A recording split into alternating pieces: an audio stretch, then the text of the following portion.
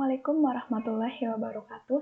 Perkenalkan, nama saya Nazza Nur Solehah. Saya mahasiswa Politeknik Negeri Cilacap, jurusan D3 Teknik Informatika dari kelas TI 2B dengan NPM 190 20 20 56. Dalam video kali ini, saya akan menjelaskan tentang bagaimana cara konfigurasi mikrotik sebagai router. Tujuan saya membuat video ini adalah untuk memenuhi tugas mata kuliah praktikum Manajemen Internet Working and Security yang diampu oleh Bapak Andriansyah Zakaria Eskom Mkom. Sebelum melakukan konfigurasi mikrotik, terlebih dahulu kita baca soal. Nah, di sini terdapat skema.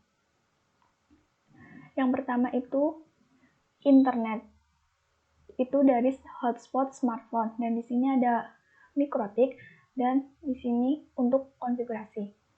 Dengan ketentuan Ether 2-nya itu IP address-nya 50.50.56.1/24. Oke, langsung saja.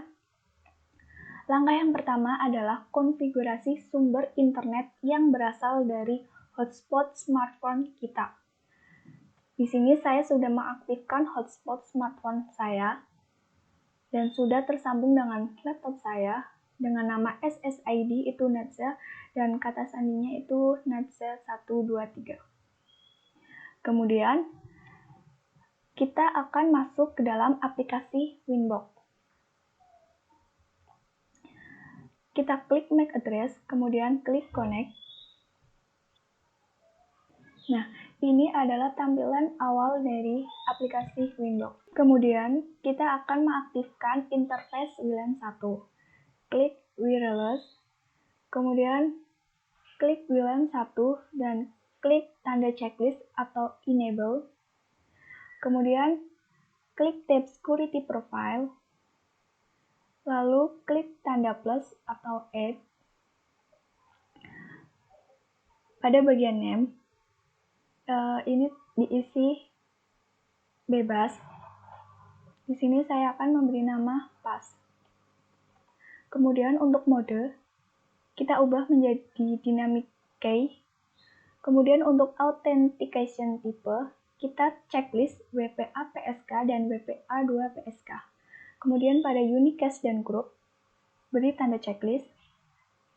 Nah, pada WPA preset key dan WPA 2 preset key, ini diisi kata sandi dari hotspot kita. Di sini saya akan menuliskan Nazza 123. Lalu klik apply, klik OK. Kemudian, setelah membuat security profile atas nama pas, kita akan melakukan konfigurasi wireless station mikrotik.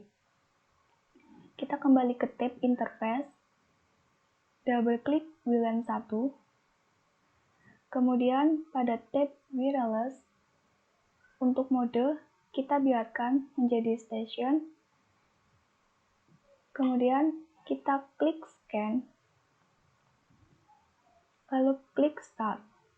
Nah, di sini akan muncul nama SSID yang tersambung dengan laptop kita. Lalu klik, kemudian klik connect. Dan SSID secara otomatis akan berubah menjadi Nazza. Kemudian ubah pada security profile menjadi pas. Lalu klik apply, klik OK. Nah, di sini akan muncul tanda R yang berarti running. Berarti konfigurasi WLAN 1 telah berhasil dilakukan. Langkah selanjutnya adalah konfigurasi DHCP client. Tujuan dari konfigurasi ini adalah untuk meminta IP address, gateway, dan DNS secara otomatis dari sumber internet atau dari hotspot smartphone kita. Langkahnya yaitu kita klik IP, klik DHCP client, kemudian klik tanda plus atau add, Karena di sini interface-nya itu WLAN 1, kemudian klik apply, klik OK. Setelah itu kita klik WLAN 1 dan klik tanda checklist atau enable untuk mengaktifkan. Di sini statusnya sudah bound, artinya bahwa WLAN 1 sudah mendapatkan IP address secara otomatis. Kemudian, setelah melakukan konfigurasi DHCP client, kita akan melakukan konfigurasi firewall NAT. Tujuan dari konfigurasi ini adalah untuk menerjemahkan IP lokal ke dalam IP public yang nantinya bisa terkoneksi dengan internet. Langkahnya yaitu kita klik IP, klik firewall, klik tab NAT, lalu klik tanda plus atau add. Pada tab general, pada bagian chain, tetap diisi seperti ini. Kemudian untuk protokol, kita ubah menjadi 6 TCP. Lalu untuk out interface, pilih WLAN 1. Kemudian, klik tab action. Kita pilih actionnya itu masquerade. Lalu klik apply, klik OK. Langkah selanjutnya yaitu kita akan melakukan ping untuk mengecek apakah sudah terkoneksi dengan internet atau belum. Kita klik New Terminal, lalu ketikkan ping www.google.com.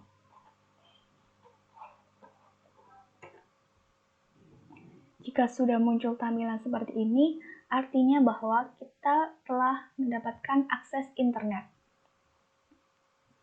Close saja. Langkah selanjutnya yaitu melakukan konfigurasi IP address lokal. Caranya, klik IP, klik addresses, lalu klik tanda plus atau add. Pada bagian address, isikan IP address sesuai pada soal. Lalu untuk interface, kita pilih Ether 2. Nah, di sini ada beberapa Ether yang hurufnya itu miring. Ini artinya bahwa interface tersebut itu tidak digunakan.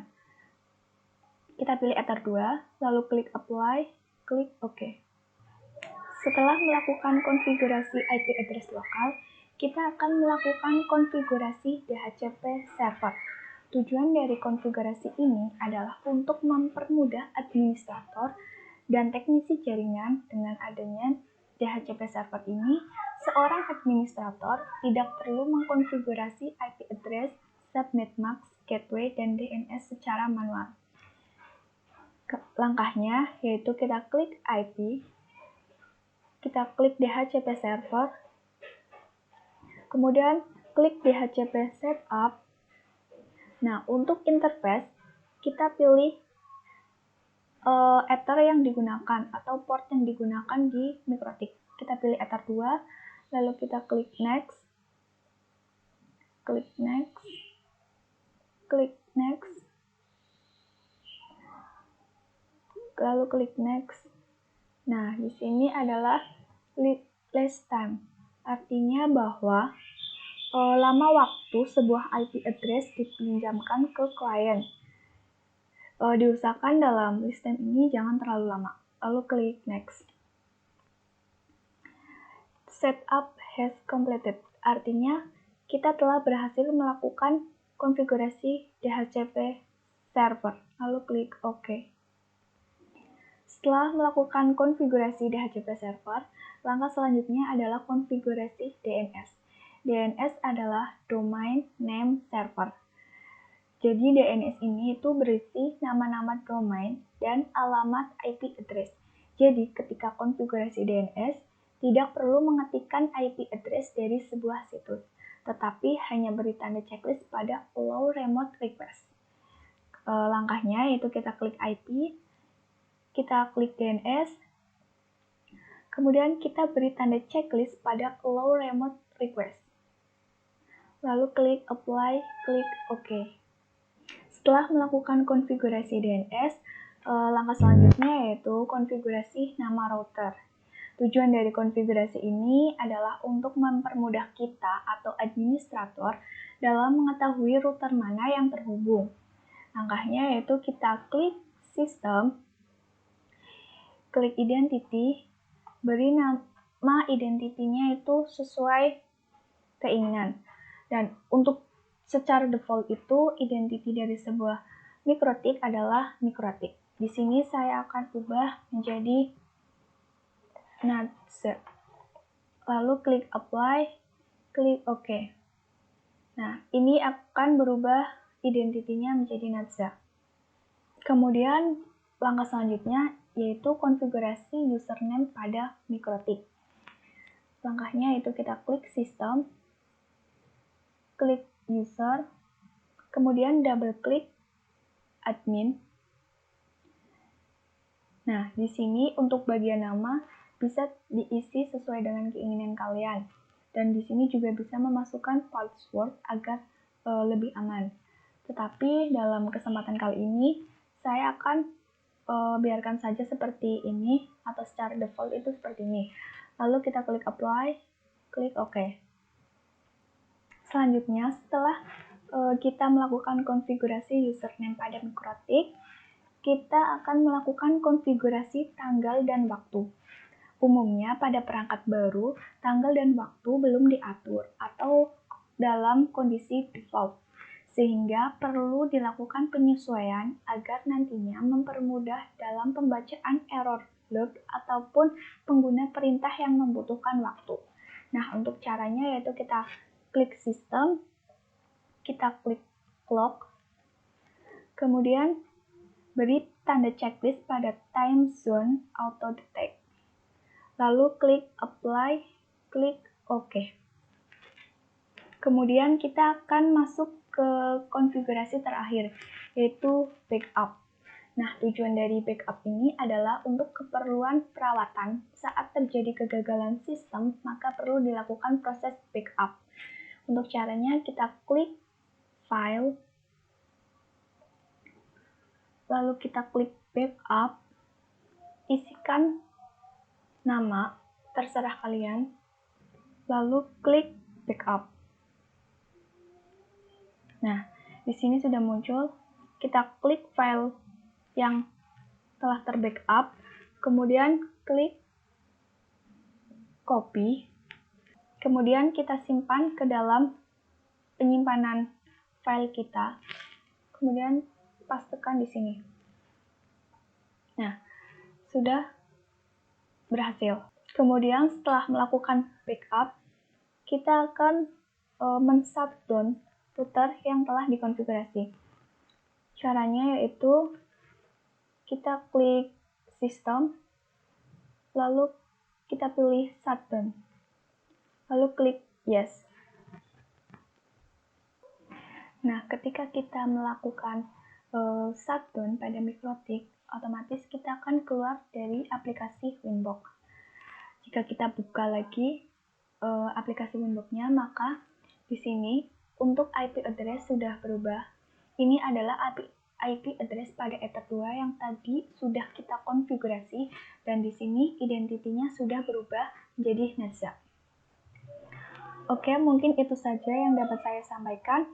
Banyak salahnya saya mohon maaf. Wassalamualaikum warahmatullahi wabarakatuh.